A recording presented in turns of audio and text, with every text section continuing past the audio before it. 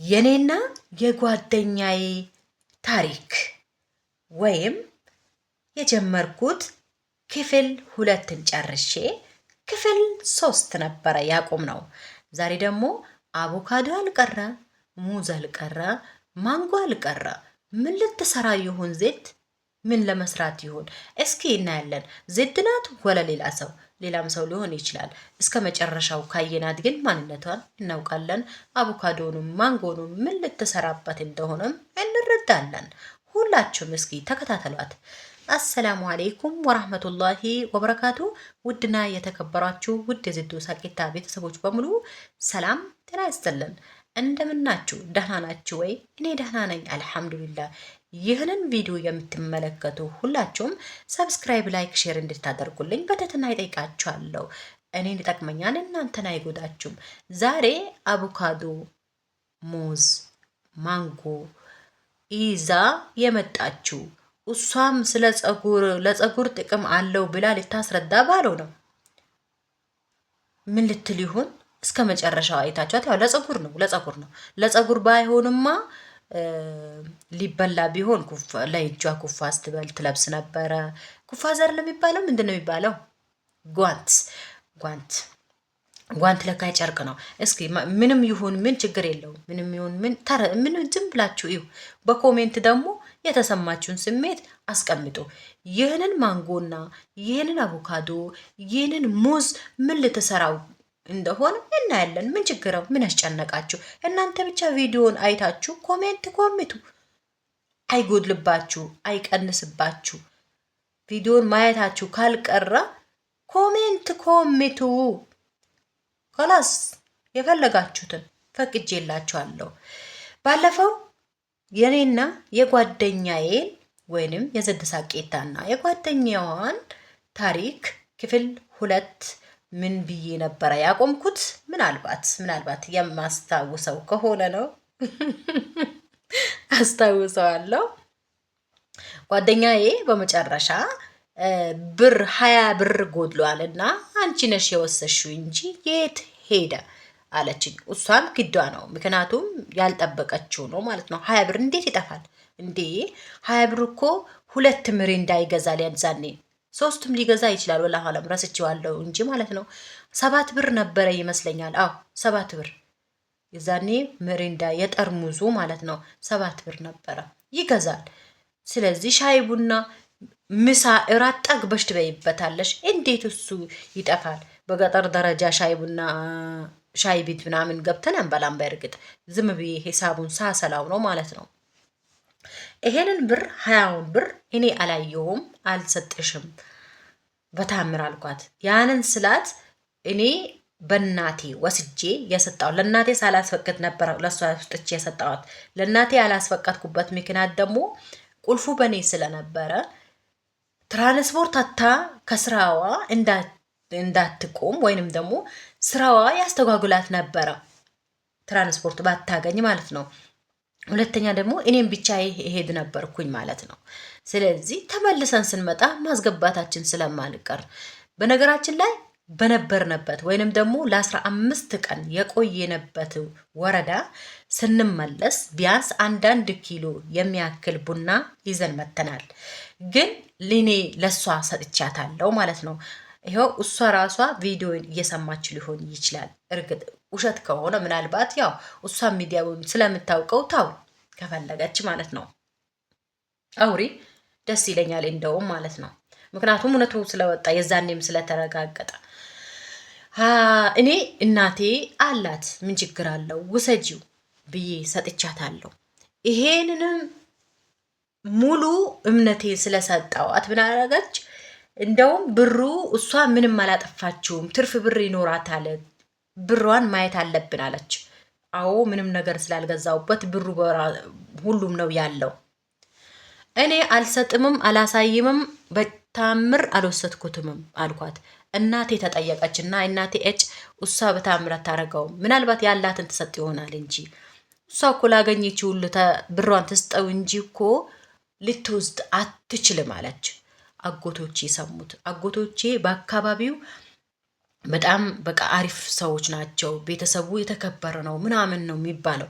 እንዲሁም ታላቅ ወንድሟ የእናቴ ታላቅ ወንድሟ የወረዳው ርዕሰ መምህር ነው ምንድን ነው የሚባለው ዋና ነው የሚመራ ወረዳውን የሚመራ ሰው ነው ማለት ነው። ለዛ መሰለኝ ይነግሩታል። ከነገሩት በኋላ ለ20 ብር እኮ ነው ወገን፣ ለ20 ብር እኮ ነው። ለ20 ዶላር ሳይሆን እኮ ዶላሩን አናውቀውም። 20 ብር ነው የኢትዮጵያ ብር 20 ብር፣ የድሮ 10 ብር የድሮ 10 ብር ደግሞ አስተክፍር ለዚህ ረቢ መቼም ማረሳው ነው መቼም ማለት ነው። አጎቶቼም እኔን ጠሩኝ። ቢያንስ የአንድ ሰዓት መንገድ ነው ማለት ነው። እናቴ አስከትላኝ ጥሉ እነሱ ጋር ስብሰባ ማለት ነው። አውጫጭን ለ20 ብር የመጀመሪያውንም ቀን በታምር እንዳሰጧት አደራ የሆንባችሁ እኔ አላየሁም አልኩኝ ማለት ነው። ሁለተኛውም ቀን ደገም ነው። የሶስተኛው ቀን ስንሄድ ሁሉም ሰው ሰማው። ማን አዳረሰው? ራሴው ቱሪን አፋናኝ በቃ ለሁሉም ተናገርኩኝ። ምን ስሟን ጠቅሼ እሷ እንደዚህ ያለችኝ እኮ ብዬ በቃ በሳቅ በቃ 24 ሰዓት መሳቅ ነበረ ስራዬ። ከዛ ሜዳ ላይ ደርሰን እያለን የነዛ ልጆች ሰምተዋሉ፣ ግን ለማውራት ፈርተዋሉ።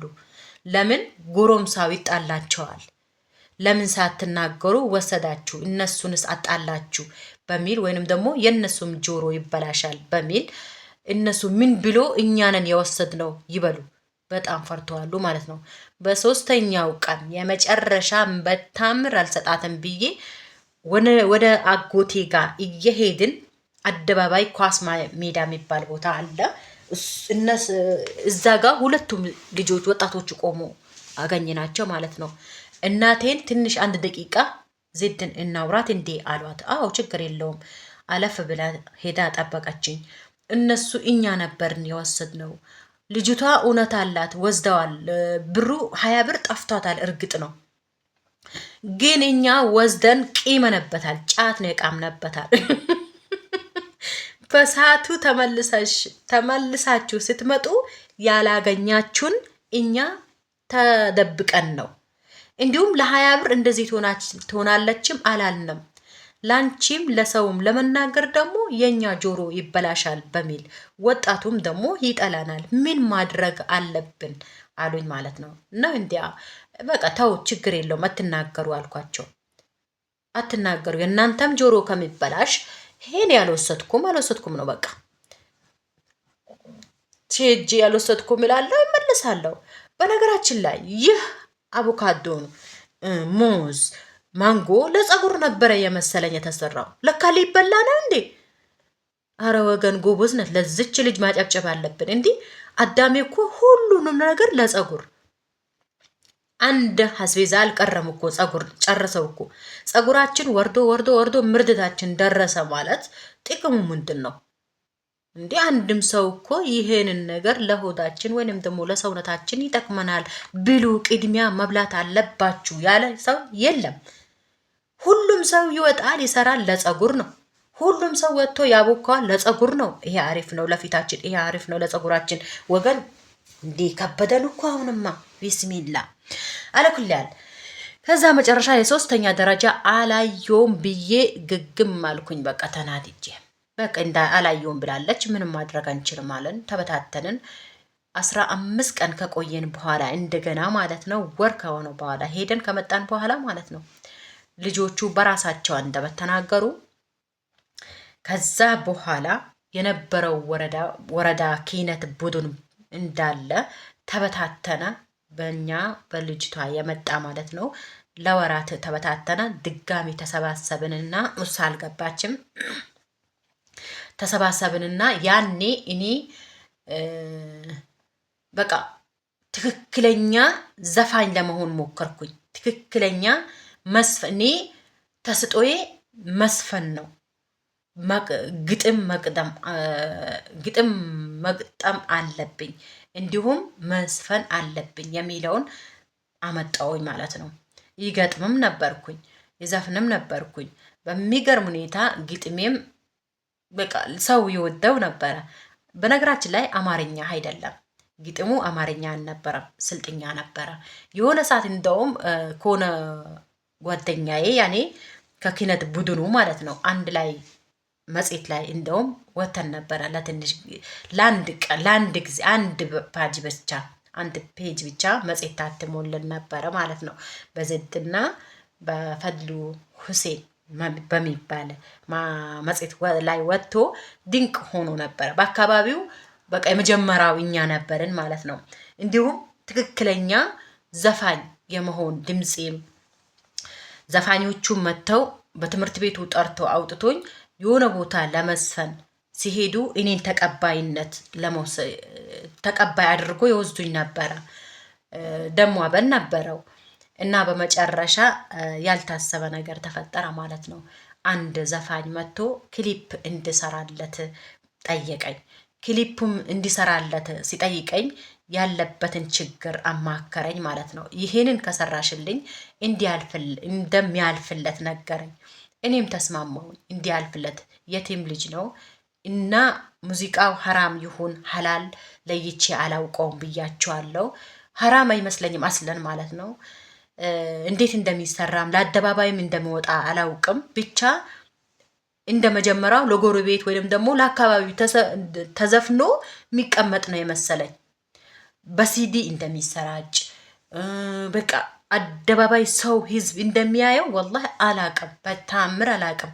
አልሰራምም ነበረ ማለት ነው። በታምር አልሰራም ነበረ። በመጨረሻ ይሄ ሰራውለት ክሊፑን። እኔ ምንም ነገር እንደሰራው ሳላውቅ ክሊፑ መጣና አደባባይ ተሰራጨ ማለት ነው። በቃ በመጨረሻ ያልሆነ ነገር ተፈጠረ ማለት ነው።